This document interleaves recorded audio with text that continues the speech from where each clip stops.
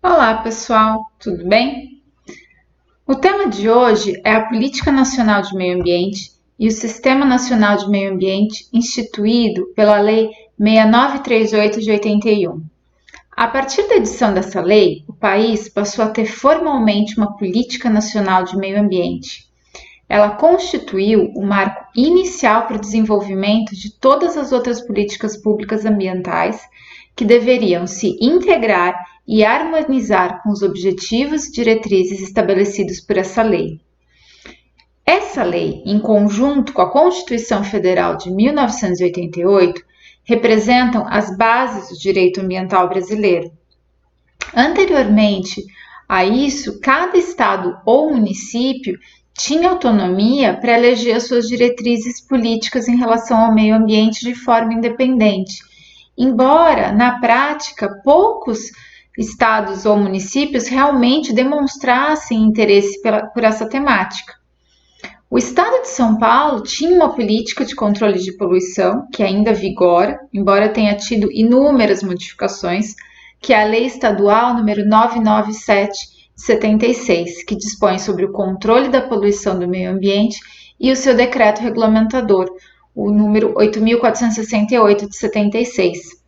A política estadual de São Paulo só veio em 97, com a Lei Estadual 9.509 de 97. Porém, as principais bases dessa política ambiental paulista foram construídas na década de 70.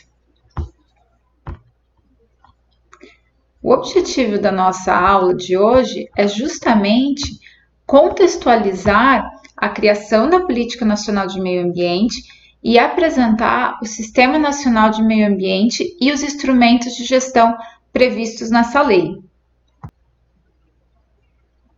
Bom, pessoal, então, o artigo 1º da Política Nacional de Meio Ambiente vai dizer o seguinte: esta lei, com fundamento nos incisos 6º e 7º do artigo 23, portanto, com base na competência comum, e no artigo 235 da Constituição, aqui houve um erro de capitulação do legislador, pois o correto seria o artigo 225.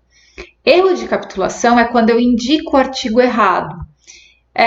Os meus alunos costumam fazer bastante esse problema na hora da prova, só que na hora da prova eu tiro ponto, aqui não acontece nada. Estabelece a Política Nacional de Meio Ambiente, seus fins e mecanismos de formulação e aplicação. Constitui o Sistema Nacional do Meio Ambiente, SISNAMA, e institui o Cadastro de Defesa Ambiental. Por sua vez, o artigo 2º da Política Nacional de Meio Ambiente traz qual é o objetivo dessa lei, que é a preservação, melhoria e recuperação da qualidade ambiental propícia à vida, visando assegurar no país condições ao desenvolvimento socioeconômico, aos interesses da segurança nacional e à proteção da dignidade humana. Eu quero que vocês leiam essa lei e verifiquem quais são as diretrizes bases dessa proteção ambiental. A execução desse objetivo deve levar em conta uma série de princípios que vocês vão ver na lei. Além desse objetivo geral, também há objetivos específicos, que são previstos no artigo 4º, que vocês também vão ler. Para alcançar esses objetivos, se estabelece um sistema de órgãos ambientais previstos no artigo 6º, que foi denominado Sistema Nacional de Meio Ambiente, e se definiram os instrumentos de gestão que estão elencados no artigo 9º da Lei 6938 de 81. Esses instrumentos são os mecanismos utilizados pela administração pública para que se alcancem os objetivos da Política Nacional de Meio Ambiente. Na leitura que vocês fizerem da lei, é importante que vocês notem o seguinte: como essa lei estrutura os objetivos da Política Nacional de Meio Ambiente, quais são os seus princípios, né, e como esses princípios influenciam na forma em que se dá a preservação, melhoria e recuperação da qualidade ambiental, quais são as definições básicas que ela traz, por exemplo, os conceitos de meio ambiente, degradação ambiental, poluição e poluidor. a forma como se organiza o Sistema Nacional de Meio Ambiente e os órgãos que integram esse sistema e quais são os instrumentos de gestão e proteção ambiental que constituem, né, a base para a atuação do poder público. Além disso, observem também como se estrutura a questão da responsabilidade ambiental. Bom, dito isso, pessoal, vamos então comentar um pouco como se estrutura o CISNAMA. O CISNAMA é uma rede de agências ambientais, instituições e órgãos que tem por finalidade dar cumprimento ao princípio matriz previsto na Constituição Federal e nas normas infraconstitucionais. Ele é constituído pelo conjunto de órgãos e entidades da União, dos Estados, do Distrito Federal e municípios, bem como as fundações instituídas pelo poder público responsáveis pela proteção e melhoria da qualidade ambiental, sendo regulamentado pelo Decreto 99.274 de 1990. Esse sistema se estrutura nos 3 níveis de poder. Aqui no estado de São Paulo, o braço estadual do sistema se chama Sistema Estadual de Administração de Qualidade Ambiental, Proteção, Controle e Desenvolvimento do Meio Ambiente e Uso Adequado dos Recursos Naturais, SEAQUA, que foi previsto na Lei Estadual 9.509 de 97, regulamentado pelo Decreto Estadual número 64.456 de 2019. Essa imagem demonstra como se organiza a estrutura do CISNAMA. Então, de forma vertical, aqui vocês podem perceber que o sistema se divide em 3 níveis: federal, estadual e municipal. De forma horizontal, ele é composto por órgãos colegiados, coordenadores, também denominados centrais, e executores. Os órgãos colegiados são compostos por representantes de diversas áreas governamentais e de representantes da sociedade civil. No âmbito federal, temos o Conselho Nacional de Meio Ambiente, que tem a finalidade de assessorar, estudar e propor ao Conselho de Governo diretrizes de políticas governamentais para o meio ambiente e os recursos naturais, e deliberar, no âmbito de sua competência, sobre normas e padrões compatíveis com o meio ambiente ecologicamente equilibrado e essencial à sadia qualidade de vida. No caso dos órgãos coordenadores, denominados na lei de órgão central, o posto é assumido pelo Ministério do Meio Ambiente, que tem a finalidade de planejar, coordenar, supervisionar e controlar, como órgão federal, a política nacional e as diretrizes governamentais fixadas para o meio ambiente. E, por fim, na última coluna aqui, a gente tem os órgãos executores, que tem a finalidade de executar e fazer executar a política e as diretrizes governamentais fixadas para o meio ambiente de acordo com as respectivas competências. Nesse caso, temos o IBAMA e o Instituto Chico Mendes, no plano da União. As competências do Instituto Chico Mendes, elas estão centralizadas nas unidades de conservação, sendo que cabe a ele apresentar e editar normas e padrões de gestão de unidades de conservação federais, propor a criação, regularização fundiária e gestão das unidades de conservação federais e apoiar a implementação do Sistema Nacional de Unidades de Conservação, o SNUC. O ICMBio não licencia atividades, isso é uma atribuição do IBAMA. As competências do ICMBio, elas estão previstas no artigo 1º da Lei nº 11.516 de 2007. Para vocês verem o leque de competências do IBAMA, chequem o artigo 2º do Decreto 8.973 de 2017. No âmbito estadual, a Lei 6938 de 81 vai se referir aos órgãos seccionais, que justamente correspondem aos órgãos ou entidades estaduais responsáveis pela execução de projetos, programas e pelo controle e fiscalização de atividades capazes de provocar essa degradação ambiental. Então, a estrutura estadual vai replicar a ideia da federal, que se divide nesses órgãos colegiados, centrais e executores. Aqui no estado de São Paulo, como eu mencionei, essa estrutura que abarca o Estado e os seus municípios, ela está sob a guarda desse Sistema Estadual de Administração de Qualidade Ambiental, Proteção e Controle e Desenvolvimento do Meio Ambiente e Uso Adequado dos Recursos Naturais, que é esse nome compridíssimo, que no final das contas a gente conhece pela sigla SEAQUA. O SEAQUA, ele integra o CISNAMA, né, e compreende os seguintes órgãos: o Conselho Estadual de Meio Ambiente, que é o CONSEMA, que é o órgão máximo consultivo, normativo e recursal integrante do Sistema Ambiental Paulista. Esse órgão estabelece normas relativas à avaliação, ao controle, à manutenção, à recuperação e à melhoria da qualidade ambiental. Aprecia estudos de impacto ambiental e os seus respectivos relatórios de impacto sobre o meio ambiente.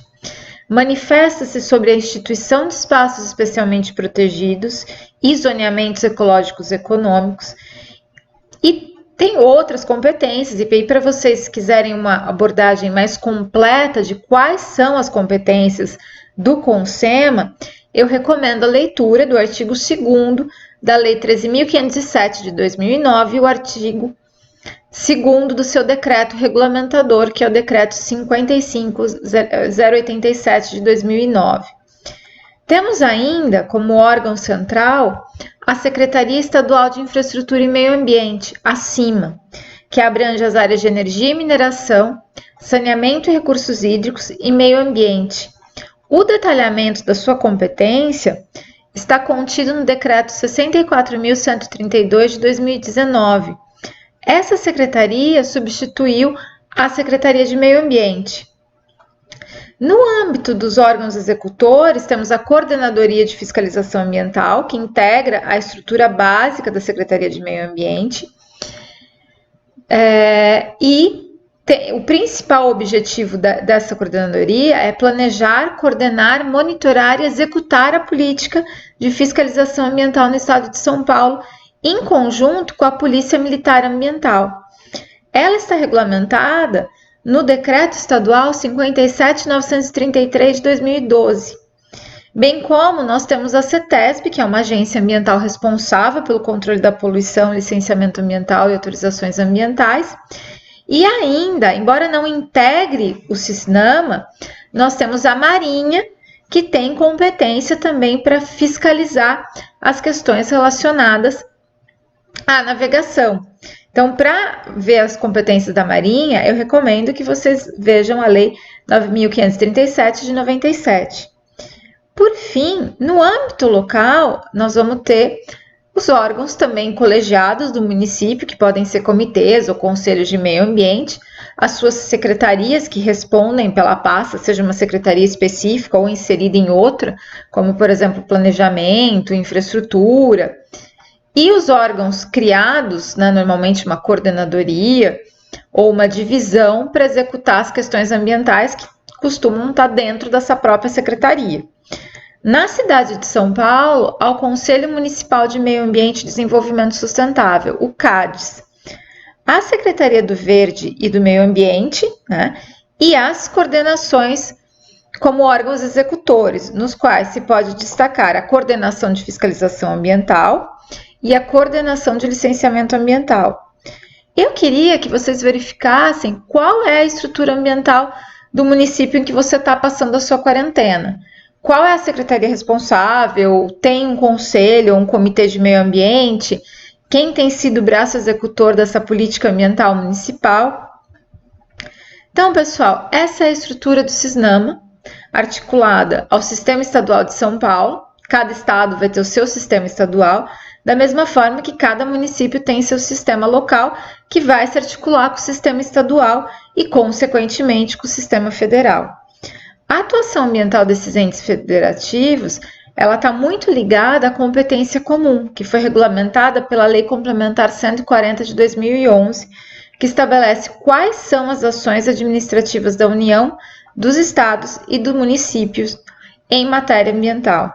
É muito importante que vocês leiam os artigos do 6º ao 10º da Lei Complementar 140 de 2011, pois é essa legislação que vai determinar quando e como cada um desses entes responde pelos instrumentos ambientais que vamos ver a seguir.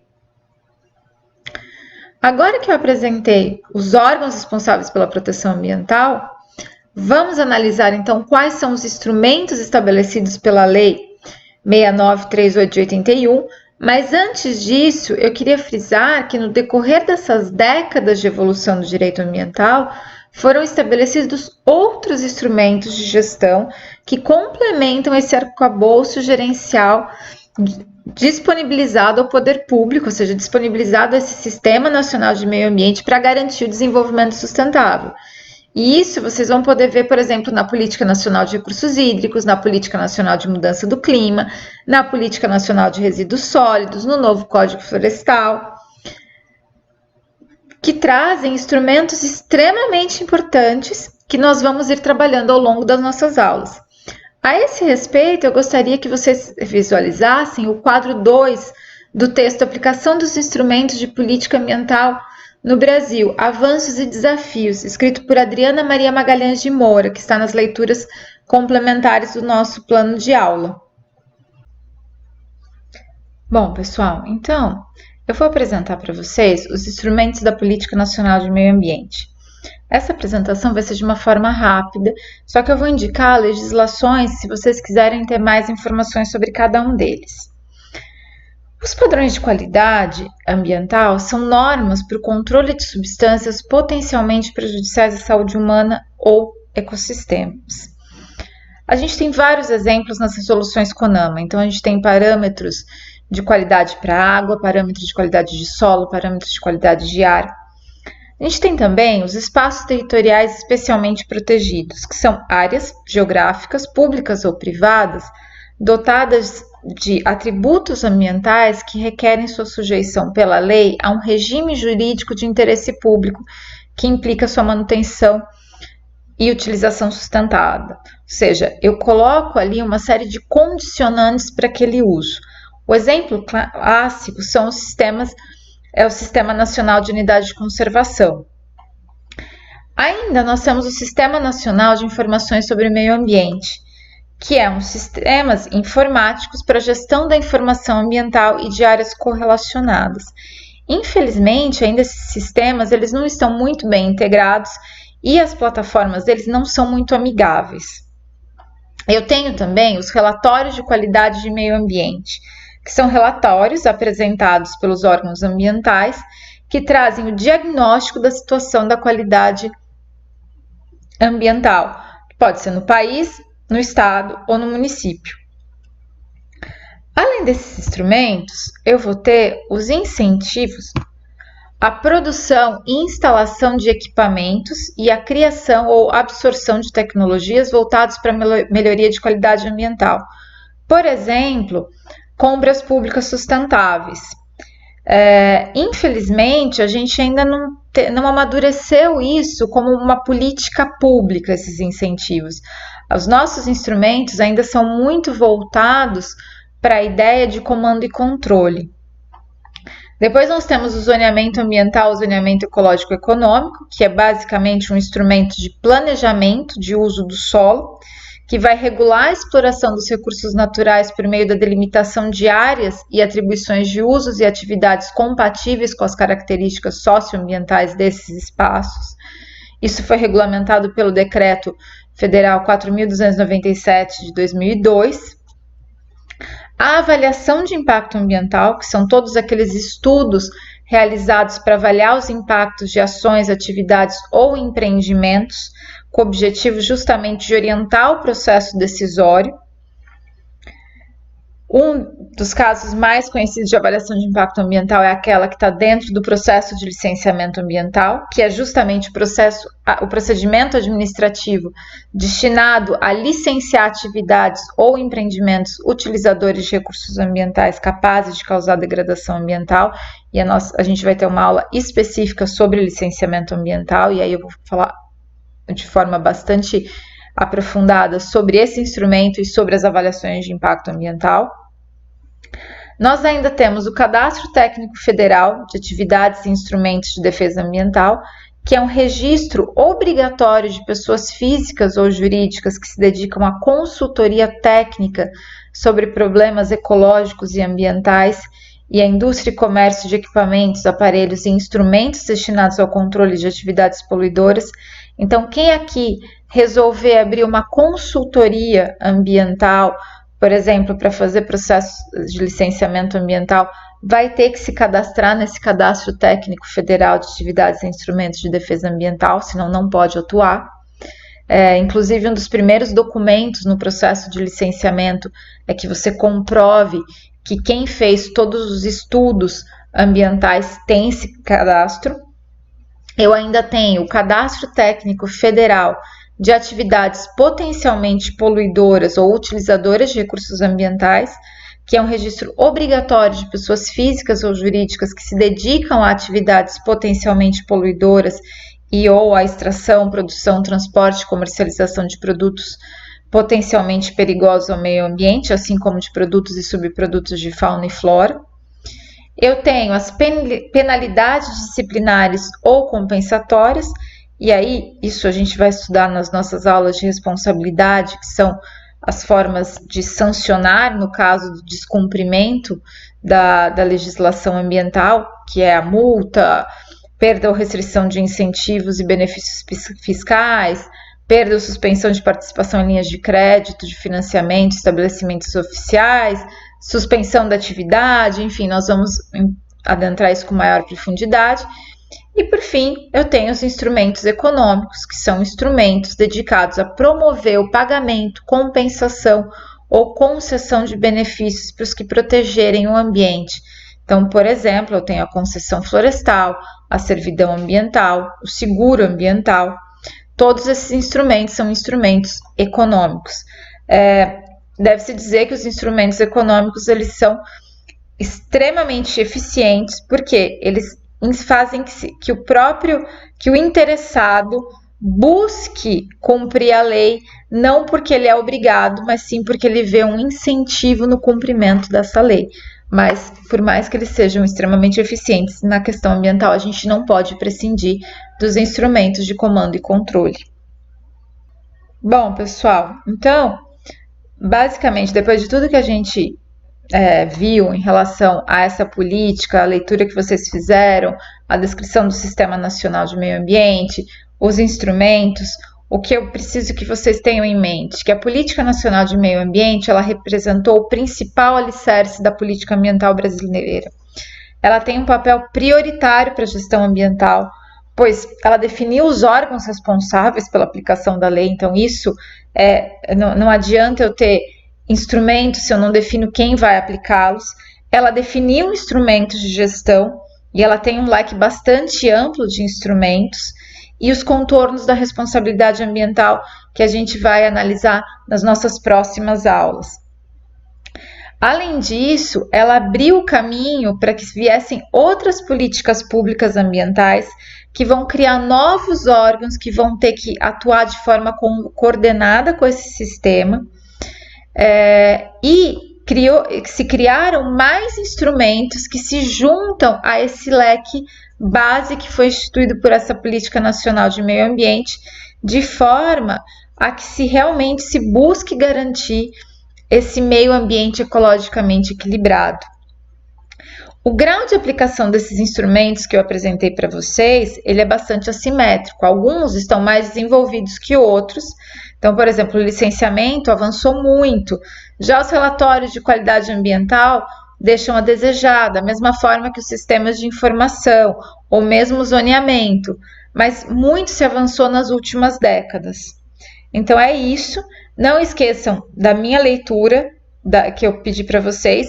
Acompanhem o nosso plano de aula, onde tem todas as leituras que vocês precisam para essa aula e façam as atividades de aprendizagem.